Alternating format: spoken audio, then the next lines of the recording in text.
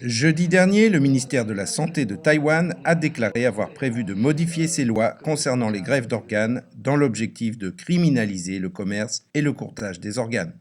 Les organes obtenus illégalement constituent une inquiétude majeure en Chine où les autorités ont été accusées d'assassiner des prisonniers de conscience pour leurs organes.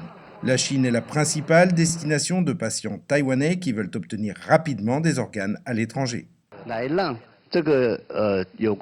Nous voulons diminuer le cas d'utilisation d'organes venant de sources discutables. Nous prévoyons d'étudier un amendement concernant les greffes d'organes au cours de la période législative à venir et souhaitons le soutien de chacun.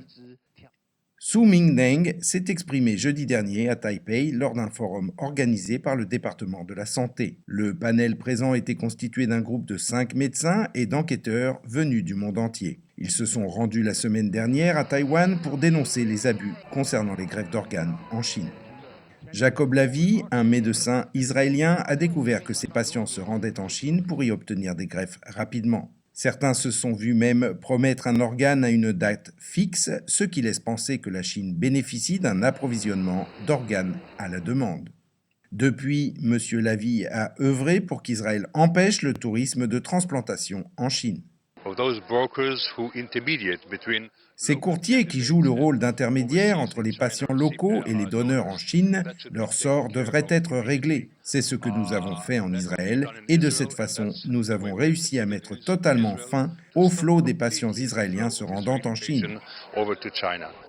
Selon John Chao Su, un médecin résident aux États-Unis, un effort combiné est nécessaire pour mettre fin au prélèvement forcé d'organes en Chine. Je pense que le public, la communauté médicale, le secteur politique et la communauté juridique doivent tous entreprendre des actions, parce que ce n'est pas une chose que les médecins à eux seuls peuvent accomplir. Des enquêteurs indépendants et des défenseurs des droits de l'homme ont accusé le régime chinois de tirer profit des prélèvements forcés d'organes. Le groupe le plus important de victimes identifiées est constitué des pratiquants de Falun Gong persécutés. Les chrétiens clandestins et les minorités ouïghours détenues seraient également assassinés pour leurs organes.